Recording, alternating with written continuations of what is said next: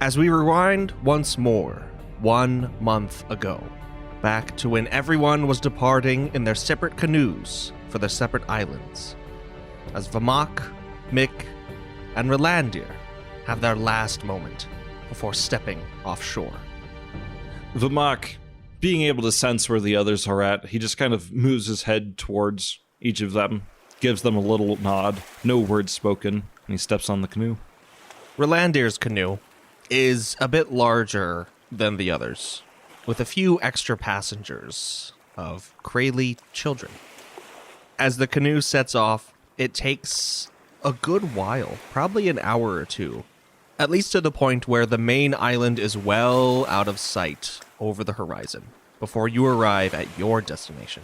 An island of seemingly similar size, but much different geographical features, the starkest of which is a large, almost volcanic-looking structure, smack dab in the middle. The village of these Krayley seems to be situated right on the shore, and so when your canoe stops, everyone is quick to disembark, lug off their different materials and packs and whatnot, and the children spring to their feet and laugh and clap, and then quickly hush themselves as they give backwards glances to you, Ralandir, before making their way quickly into the village with the rest of the Krayley. Upon arriving and seeing this new setting, Ralandir casts a studying gaze at this volcanic structure a little bit further off past the village, and then disembarks from the boat and first and foremost begins to go and see if he can find where his accommodations are. The Krayley that you came in with, though they don't go out of their way to beckon to you or address you, they're probably your best and first bet. And you do find with them a larger hut, multiple rooms, and a room that has been prepared all for yourself. Ralandir at this point is just going to sit down on the bed and kind of just think through exactly what lays ahead of him. He picks up just a small item off the ground, a rock that might have been sitting in the corner, and just kind of tosses it between his hands, turning it over as he's contemplating what he hopes to get out of this next month. And then he stands, and he exits. And he's just going to start walking as much as he can, whether there's a carved-out path or not, towards this volcanic structure, off in the distance past the village. You do work your way northward, out of the village, along a path that, after a while, turns into something reminiscent of a game trail, and then finally just full-on underbrush, and this black rock in the distance you still can't see clearly through the trees in front of you, and only barely through the canopy above. So you're still quite a hike away. Why don't you roll survival? That is a 21. You find the most efficient path through the jungle, avoiding danger and the like, until you reach the base of this, what you assume to be volcanic structure. And as he's been walking, has it been fairly forested or vegetation rich, just kind of all these things? It is dense jungle, and it's denser the closer you come to this mountain. Okay, and even further as it goes up, or does there come a point where it just cuts off and becomes like sheer rock? No, basically, once you reach the mountain proper, there's low brush and shrubs moving upward, and then nothing for probably a good 2/3 of its side. That's just this kind of rough, slick, or igneous rock. Ralandir's going to start climbing as best he can. Roll athletics. Whew, hot dang. All right, that is a nat 20 for a 30 total. Wow. He's freaking running up this thing. You barely break a sweat once you reach the summit, and you do see there is a bit of a caldera that's collapsed in on itself. This was perhaps an active volcano time and time ago, but is no longer. And if you'd like, you could even work your way down into the caldera without, expending any additional energy or time. Yeah, he does so. He's just going to look and roughly position himself where he feels is, the very center of this volcanic, now kind of crater up at the top. Yeah, it does crater and then come up into a little knob point in the middle. Okay, he'll sit on that. And what do you do?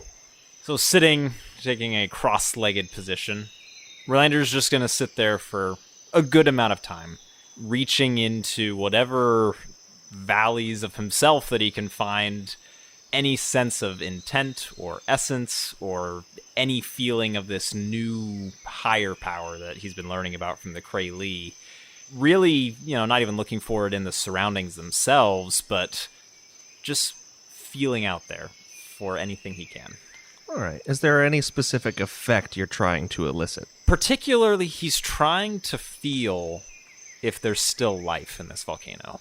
Cool. Using true intent. Yes. All right. Then let's do a true intent roll as you reach inside your valleys. Remind me again how that works. Roll 2 D100s. All right. First D100 roll is 43. The second one is 21. And do I add anything to either of those? I don't, right? No, you don't. As you reach out with all your might and mind, you find yourself slipping back into old magics. Regular intent, as you learned it, and even older spells from your time in the old world. And your mind is a bit clouded over as you try to access this true intent, and you glean no knowledge from the volcano or your surroundings. In fact, you're left with a bit of a haze that a lesser being would probably get angered by. Just this cloud in your mind. Oh, he's angry. Frustrated, we'll say. He'd actually been carrying this stone with him that he brought from the outside of his room, and he gives that a toss over into the corner of this valley, as far as he can at least. And he stands and harumphs a bit, and he's going to walk back. He's going to walk back to the village. Yeah, you climb and claw your way out of the caldera much less gracefully than you entered. The hike down, though easier, seems not so. And it is nightfall before you even reach the village borders. The rest of the Kraylee have gone to bed. It's probably well past midnight by the time you finally get back inside the house that you were assigned to. He scrounges around for, whatever food or water that he can find, and then he's going to collapse in bed. And that will be the end of your first day. Ralandir wakes up the next day, and he's determined. He walks outside, he picks up another stone, and he makes the trek again. To the mountain, up the mountain, into the caldera, and onto the small little raised part in the middle. And once again, maybe not with this stone in particular, but looking around and feeling for the parts of earth around him that potentially may have been caused by any sort of volcanic activity. He's trying to now feel within those if there is still any remembrance of the life of the volcano, using true intent. Then I think it's time for another true intent roll. All right, that is a 4 and an 80. All right. You feel even more disconnected from the material and immaterial world than you did the day before. Your ears ring as you come out of this attempt, and as you try to stand, you nearly tumble over. Ralandir has this strange recollection of when he was formerly a Scourge ASMR, and when he would feel, the sense of anger and frustration and the heat that would well inside him. It's not real. It's almost like kind of this phantom memory, but he feels that now as he once again tosses the stone in his hands off into the distance. Okay. Ralandir's going to repeat this. Every day as a sort of ritual. He'll pick up a stone, walk his way to the mountain, and attempt to feel for the life inside of it. And he will continue to do this, really avoiding contact, honestly, with the Kraylee around him. He eats in solitude, doesn't even, he will try to go out of his way to displace himself from any place if there are other Kraylee around him. And he wants to feel the mountain. He wants to feel the volcano. Roll a D10. 3. Okay. After a week, as you're sitting on the caldera, roll a true intent roll. All right. A 17 and a 47. Every single day you've come up here for the last week, since the day you arrived, you've been met with this stupefying haze that clouds your brain, dulls your senses, and draws up this phantom fire and anger from your past until today, where finally you feel an inkling of a pulse beneath you. Something in the stone that you've never felt before, and something that isn't a physical sensation. And it's from the stone that he's holding, or just from From the stone that you're sitting on, from the volcano. Ralandir jumps up at this. He feels the warmth, and it's somewhat surprising to him, especially after the week of disappointing experiences. And he focuses in on exactly what that feeling was. And he's going to dive a little bit deeper. And he's going to try to... He wants to understand it a little better. He wants to feel what that warmth is. Why don't you just do like a nature check for me? Nature check. That is an 8. The knowledge, just the base knowledge of this eludes you.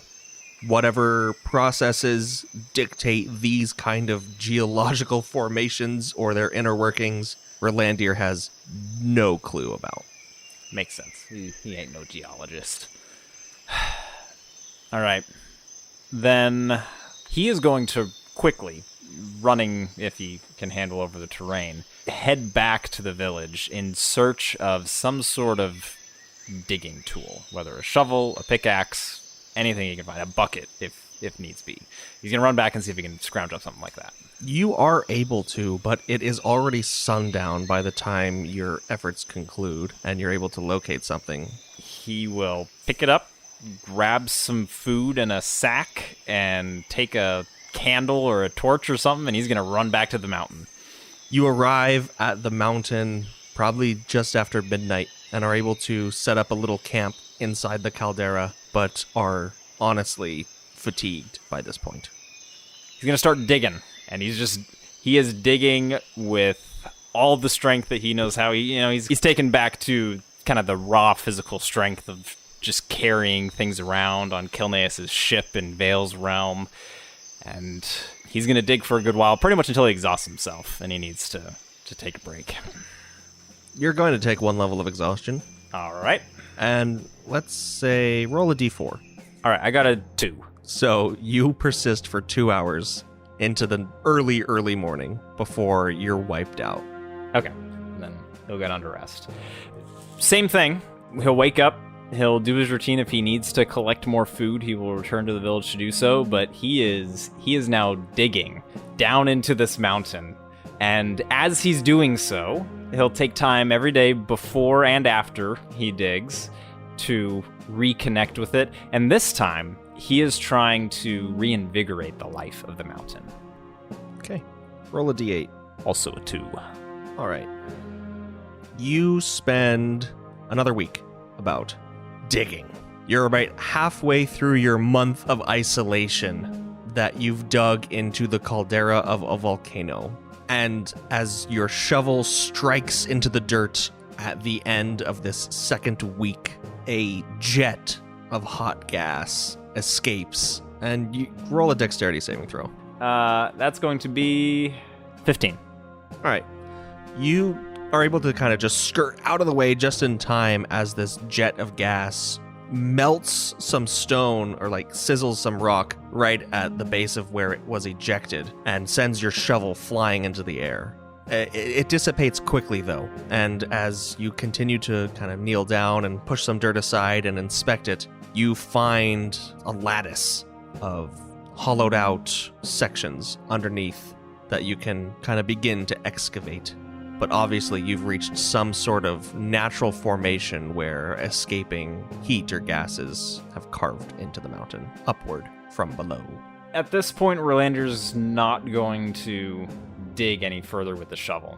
Instead, he is now using kind of that fueling remembrance that he has of just this celestial light that was once inside him, that just was urging to burst out of him, pretty much disintegrate him.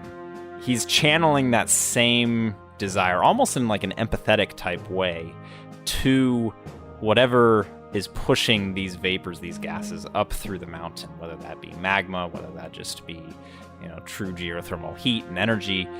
But he's trying to channel that to call it, to bring it up and have it burrow the rest of the way through to him where these gases are escaping. With true intent? Yes. All right. True intent roll. It is a 96 and a 25. You feel it. You feel these channels, these pathways. And for a split second, you can almost see air moving through the earth beneath your feet. These streams of molten rock miles below, and then blink and it's gone. But for a split second, you felt connected to it. But you in no way were under the impression that you could manipulate it. Rolandir's going to pack up his things, and he's going to leave the mountain. He's going to head back to his room. And he stays there the remainder of the 2 weeks. He looks up at the mountain every day, and by night he finds himself dreaming of just pillars of these molten rivers that he saw erupting out of this mountain. And every day he looks up, kind of calling back the shadows of these images. And as much as he might want to try to bring forth these huge, colossal powers of nature and earth out of it, he never tries to do that. But instead, he does try as he's walking along, and he kind of finds himself now being a little bit more personable with the Krayley. Even though they don't speak to him, he joins them in some of their day-to-day tasks. But he finds himself at night meditating, and by way of that, doing some exercising of true intent to see if he can find where this path of molten lava might be going, and if he can find maybe a new stone that it has created and that he could take back with him when he returns home.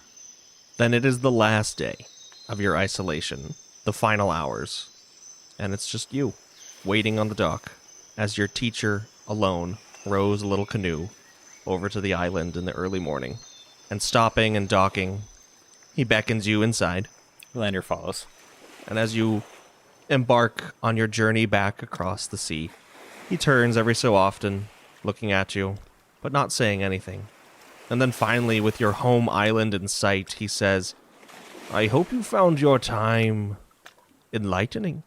I think I understand now, at least beginning to, what you meant by separating my want or my will to manipulate things with its will, or the want of other things to change themselves. Then this has not all been for naught. And with that, Ralandir ends his month in isolation.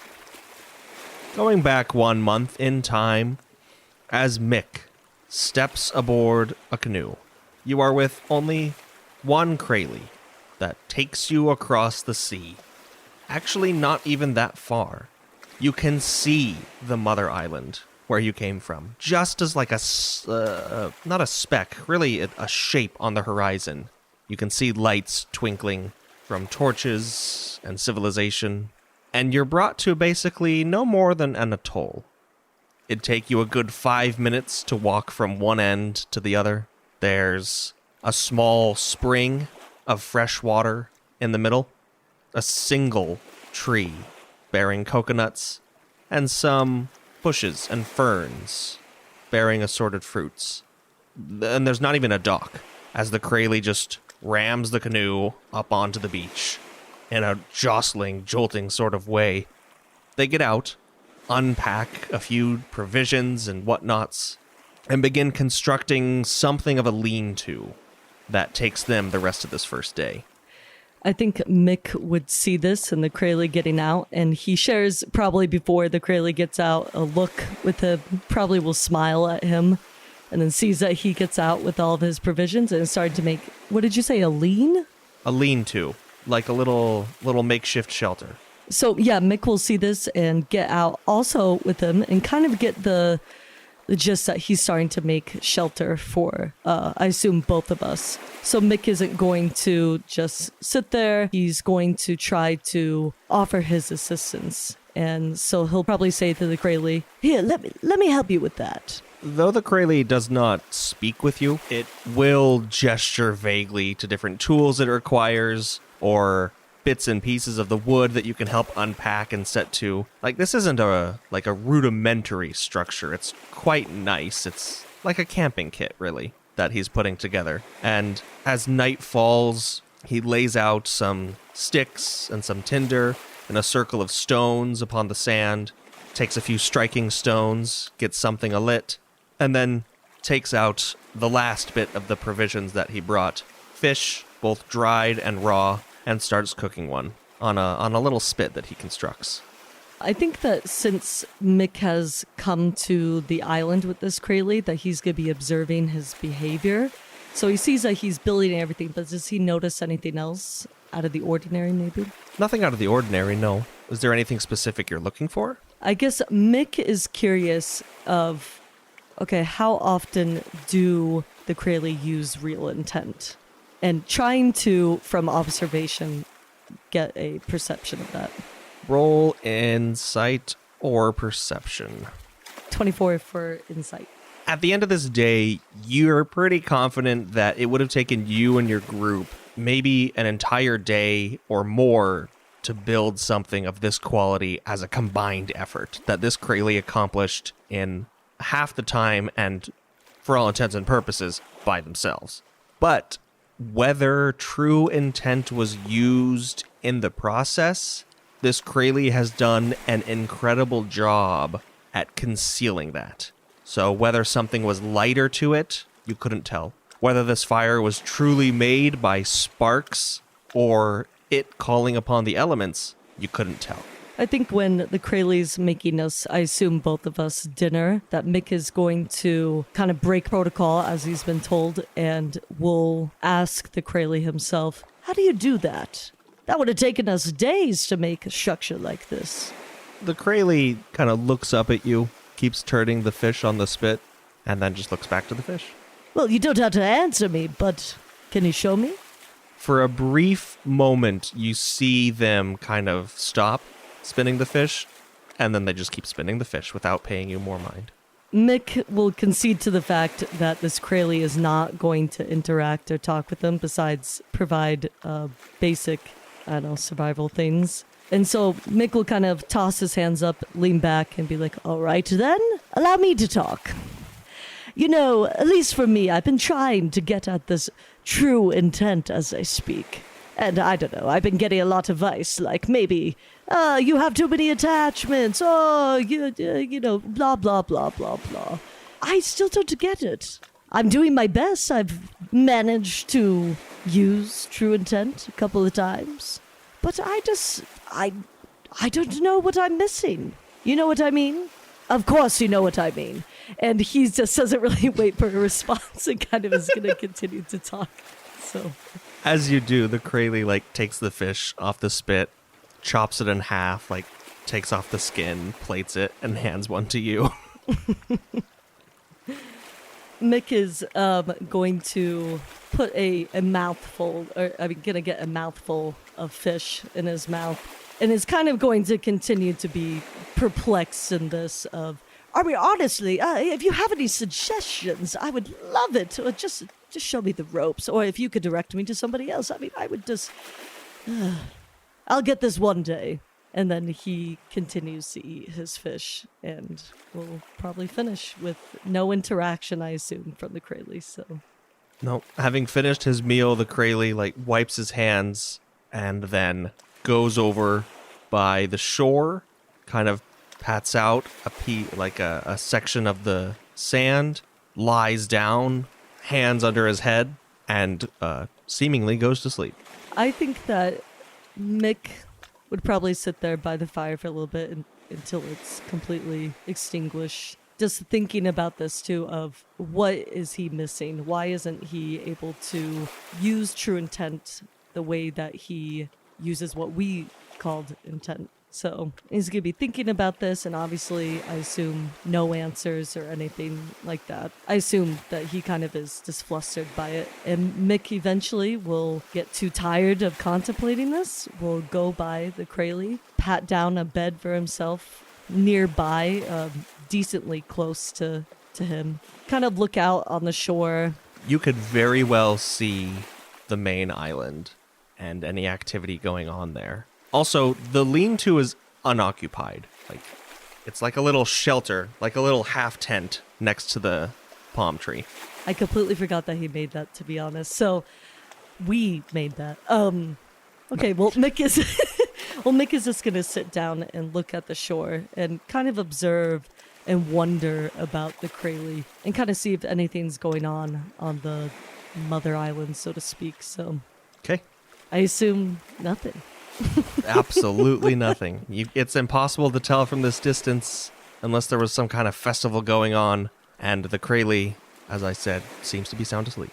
Mick is gonna still be kind of perplexed by this mystery that he's learned about so far, but seems that he can't always use real intent or true intent when he wants to. So Mick is gonna get up from his seated position and he's going to go into the lean-to. And go to sleep. Yeah, go to sleep. So Mick is setting out on his second day, is going to explore the island a little bit.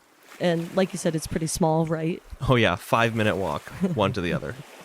Mick is going to take that 5-minute walk. Just bear with me. Don't worry, I'll expedite this. But and does he notice anything out of the ordinary? Not a thing. Everything here is just nature. It's just an abandoned atoll. Mick is going to go a little bit towards is the head of the creek there? Like the beginning of the creek there? There's like a little spring that just begins and ends right there. Okay, well, Mick is going to come back to the shore, actually, and is going to sit down and is going to give some serious thought about how he can grasp the concepts of the Kraly. And so Mick is going to sit down and he's going to look out onto the ocean and is going to just start to think while he's there. And as he's thinking, he wants to revisit also some of the lessons and the questions that he proposed since he came to the original island. So he's going to get out his notebook out of his satchel and he's going to open it to the last page that he wrote something. And there should be written is the questions of what is life? And the second question of what is the meaning of all of this?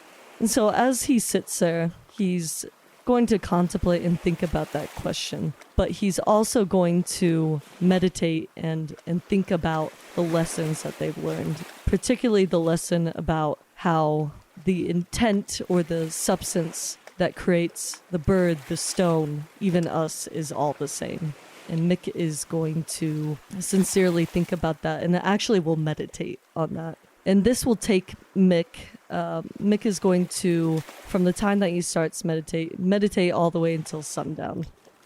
Your Kraly friend, and you'll notice this for the rest of the days here, will wake up, do some kind of exercise, and then spend the entirety of the day fishing. Will usually yield 1 or 2 fish, and then we'll cook those fish come sundown, and then promptly go to sleep after dinner. So with Mick noticing this and not really much else, doesn't really see it out of the ordinary, Mick is still going to concentrate his efforts, I would say for several days, on meditating, thinking about how he can grasp the concepts of the Kraly that he's been taught. So I think that he'll meditate for a good amount of time, and then he feels prepared enough that he can finally put his true intent skills to the test. So Mick is going to try something simple first. So Mick is going to look at the coconut tree that the lean-to's on, and he sees a couple of coconuts that are at the top of the tree. And he's going to will it, using true intent, for the coconut that's at the top of the tree to forcefully drop down to the ground. Make a true intent roll. Roll 2 D100s. I rolled 34 and 50. Nothing happens. You don't feel the coconut, you don't feel the ground, you don't feel the tree. I think that Mick is going to be a little disheartened by this, especially because he's spent, I'm going to say, a good amount of days just meditating on this, trying to grasp the concepts. So Mick is going to come back to meditation and is going to try to solve what's at the root of him not being able to grasp these concepts and truly practice true intent. As Mick closes his eyes, Mick has a hard time emptying his mind of anything besides the concept of the Kraly. And he's reminded of the words and the admonitions from his teacher to free himself of his attachments. So as Mick sits there, as he's meditating, he tries to do just that. He tries to free himself from the attachments that he has, particularly to his current companions, but also to past companions that have fallen. And he tries to concentrate on that. And I think that Mick is going to give that the same effort that he did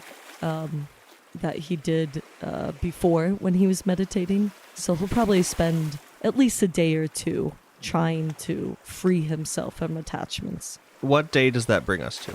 I'd say like day 12.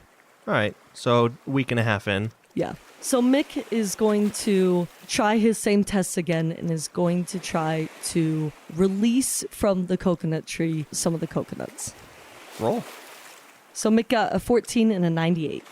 As you've spent time to shift your thoughts away from yourself, away from your attachments, as you again refocus your energy on making the coconut fall, or perhaps not even making it fall, or willing it to fall, but taking in the natural processes that would lead to it falling, and perhaps accelerating those, you feel like the tenuous strength between the coconut and its whatever binds it to the tree, whatever binds it together, and almost by extension, the makeup of the tree. And for this split second, you can see these almost currents of life and energy as the tree absorbs sunlight, as it draws nutrients from the earth, and those feed into this growing coconut. And then you blink and it's gone. Mick experiencing this will see that something's going right in him and his exercises for true intent. And we'll get, I would say probably pretty happy about this, that he could feel that. But while he's feeling this current that's going through the tree, he starts to realize something that he kind of toyed around with before, especially the first time that he practiced true intent, but didn't fully internalize. And so Mick is going to go back to kind of the drawing board of meditation and is going to not focus on freeing his mind from attachment, but instead focusing on seeing as everything attached, as everything as part of each other. And so he's going to spend a few more days on that. So let's say like day 18, he's finally going to feel like he's got a grasp on this concept of connectivity rather than disconnect. And with that, and feeling what he did before with the coconut tree, he is going to actually join his Kraly friend today and is going to join him fishing. And as he does, he is going to concentrate on that connectivity, even that connectivity between the fish that are in the ocean in itself, and the Kraly that stands beside him. So as Mick does that, he is going to reach out with these tools to fish and is going to try to imagine through his will, through the connection to the net, through the connection to the surrounding ocean, and to this fish, as if the fish is going into the net and is going to will it through true intent. All right, roll 2d100s. Mick gets an 86 and an 83. You again glimpse a world beyond your own. You see the currents moving through the water as if they were painted lines, big brush strokes of some unseen hand. You see the fish moving in schools, and you feel for just this split second their thoughts, their feelings, these instincts that drive them, and it's overwhelming. It's cacophonous. It's like music, like an orchestra, all being tuned at once, and you're right there in the middle as cymbals crash. Roll a Constitution saving throw. Oh, butts. Okay. Mick gets a 9. You pass into unconsciousness. Oh, jeez. When you awake, you see the Kraly at the fire, turning its spit. Though he definitely doesn't look the same as when you were sitting just next to him before you fell unconscious. And in smelling yourself, you can see that some time has passed as you stink. There's, wet streaks on your face where you assume the Kraly has fed and kept you hydrated. And as it turns to you and you turn toward it, it raises a single finger. Tomorrow is your last day on the island. Mick is just going to, slowly get up and realize the cost of true intent and what it's practicing it with kind of willy-nilly, even with meditation and taking it seriously to some extent, the cost that it can have on his life and also the true magnitude of the power. So the next day as he awakens, he is going to just become in tune again with the earth, but he's going to try his best to fortify himself against the effects that he felt before. So with that, he's going to sit down to meditate, but this time practicing true intent to be more in tune with the island that he's on. Roll away. 95 and 5. As you're sitting down, thinking, feeling, reaching, you feel something on your shoulder, a tap, as the Kraly draws your attention and motions to the boat. You look around, noticing that there's no sign of your camp at all. No lean-to, no fire, no footprints. Everything's been packed up and moved into the canoe, and the Kraly then strides over to the beach and pushes it back into the water, beckoning for you to follow. Mick does so, and I think as he does so, he's a little disappointed to an extent that he couldn't do more than he was wishing to, but grateful also that he was able to learn some essential lessons about intent. And as you're paddled away and take one last look at the atoll on this early morning that you're taken from the island where you spent the last month, you see that coconut fall. As Vamahk is brought across the ocean to an island about half the size of the main one, far enough away that the main island is just a blob on the distant horizon, it takes about half of that first day to get there. And once you arrive at a small dock, the Kraly that are with you, the two of them, grab their provisions and disembark without a word to you.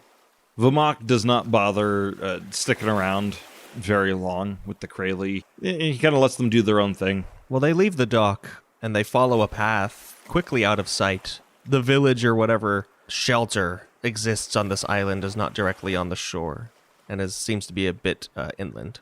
Vamahk, as soon as he loses sense of these Kraly, he's going to try to spread his awareness as much as he can. He has kind of this general area, using like tremor sense that he kind of used to work with before, but he is trying to expand that and use true intent to do so. Not just like, I can, feel the tremors, but like all of his senses, open all of them. The feeling of the ground beneath his feet, the wind currents as they swirl around him, the birds in the sky, all of it. He's just going to try to reach out to all of that and essentially just get lost in it, like lose his sense of self, try to lose the idea of Vamahk, the idea of what he is, all of his conceptions about that.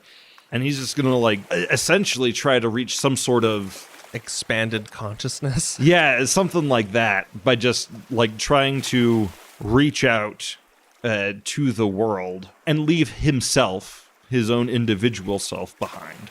True intent roll? 2 D100s. 44 and 59. As Vamahk stands at the edge of this island, making this attempt, you can see for a moment. And for 1 second, you see the world as you used to see it, as if you were looking through the eyes of Vakos, but they're not Vakos' eyes, they're yours. You see color, you see movement, just for 1 second. And the next second, you see more than color and light and movement, you see sound. You see heat.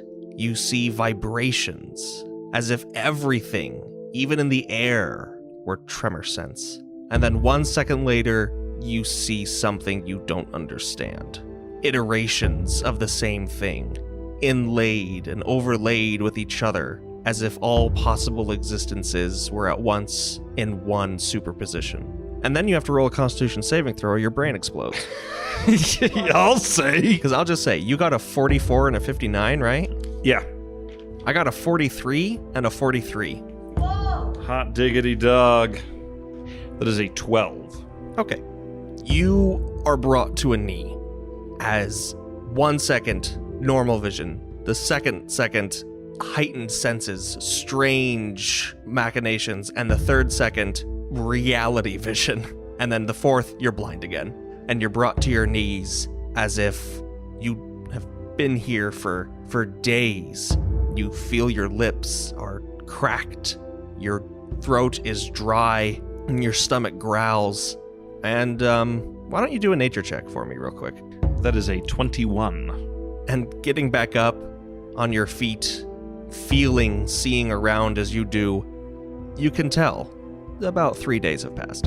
Vamahk, having taken an inventory of himself, feeling that he is physically drained and he is in need of sustenance, he's going to walk up the path and try to find this little village, try to find this shelter, and hope that they got something for him. It's about a 20-30 minute walk from the shore to the village. And as you reach it, you can feel the Kraly around you and their little structures. The village here is, again, probably about half the size of the one that exists on the mainland. And some of these forms are familiar. You recognize the two that brought you here. And you can feel that there is a room in one of the houses, the one that they reside in, to be specific, that is unoccupied and has for at least 3 days been wholly undisturbed. Vamahk, after eating and drinking something and kind of restoring himself and retiring to this room, is it towards like the end of this third day? Yes. He is going to sit down on the bed and almost without thinking, his mind is going to kind of recede into itself, start delving into his memories, into his past, just kind of parse through the different things, all the decisions that led him to this point, kind of starting at the beginning, all of the pain that he felt and the pain that he inflicted, any sense of pride or sorrow or joy, any of it, right? And the decisions that he made.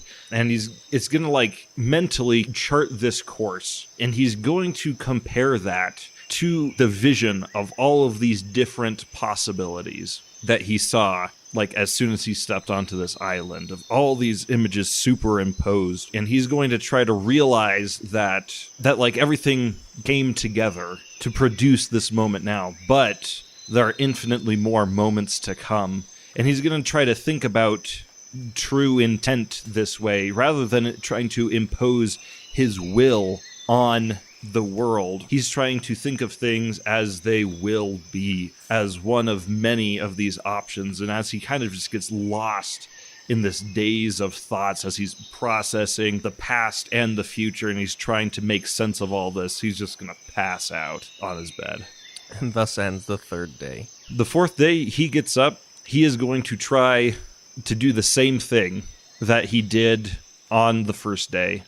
He's going to try to reach out, except this time he's going to try to be perhaps a little bit more constrained in his scope, and he's going to try to influence now what will be, rather than this is my will, but this is what will happen. And he's going to do this by going out into nature. He's going to leave the village behind, and he is just going to find a big rock or a tree or something, and he's going to try to find that world, that possibility, where as he heads directly for it, this tree, we'll call it a tree, this tree will move out of his path. It will no longer be there. And it is not a small tree. This is the biggest tree he can find. He's not over here a sapling. He's get me the biggest California redwood that can be sustained on an island. It might just be a palm tree, but he's kind of looking for something that's a little bit bigger. All right. Roll 2 D100s. 78 and 71. As you are concentrating on this tree. As you are willing it to move, just completely displace itself from your path. You take one step and you can see through your tremor sense the tree 10 feet in front of you, blocking your path, blocking your way, and then you take another step and you run right into the tree and hit your head. Vamahk, at first stunned, right, because he hits this tree, he takes a second to kind of right himself, but he sees kind of the small victory in this, because unless he took a 10-foot step back there, something happened. Looking back and gaining your bearings, it is as if in one step you moved the rest of the 15 feet, just like blinking in an instant next to the tree. The tree remains unmoved. Vamahk feels a bit of joy at this, like a sense of accomplishment. He is actually really enjoying the solitude because he can just explore these things and do these things without having to worry about impressing anybody, without having to worry about what he's showing, right? His outward appearance, any projection of strength or posturing. He doesn't even worry about his own physical appearance. He's totally embraced his misshapen form. He doesn't really mind it, right? Again, because nobody's around.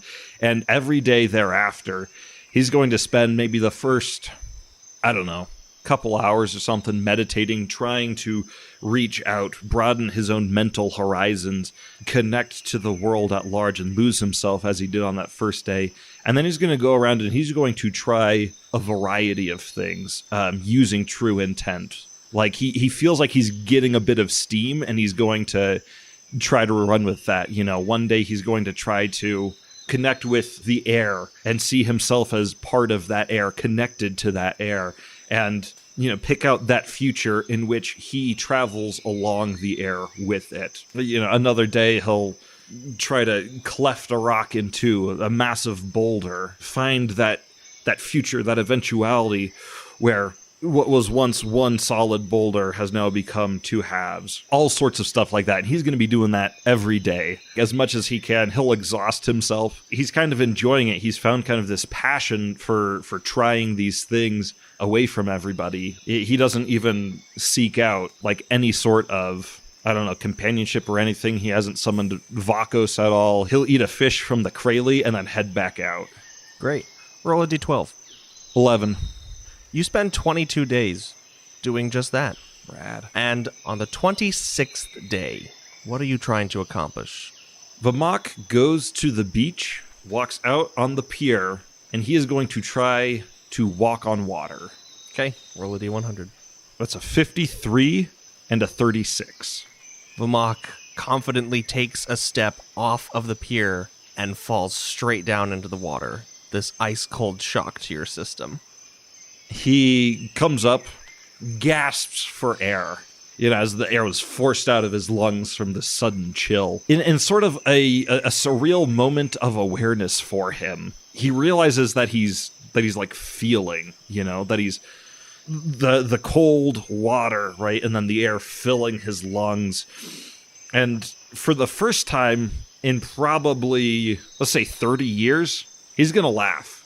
He's going to laugh just at himself, at his own perhaps foolishness, perhaps foolhardiness for trying to walk on water. And he's going to enjoy this small moment of failure, but a moment of peace. Again, just away from everything, away from the world, away from all of it. And he kind of just has like a tiny moment of realization where nothing matters. Like he's found this passion for trying to learn true intent, but at the same time, he's not worried if he doesn't, it's just for a moment. He's just not worried if he doesn't get it. He's not worried about plots from ethereals or trying to maintain some sort of relations with the group or, trying to wrestle with his own demons. He just has this moment of clarity as he's dripping wet. Roll 2d100s. All right, that is 69 and 31. It is then just a simple moment of joy. Perhaps a long-lost emotion from Vamahk's, library. But one that you find here as you're simply floating on your back in the ocean off this pier. Nothing extraordinary happens, at least, that anyone else could see, but perhaps something inside. In the last couple of days that Vamahk has there, he's going to continue to try to do things with true intent. This and that, sometimes it's a little bit smaller, sometimes a little bit bigger. It's nothing too crazy. He doesn't try to walk on water again.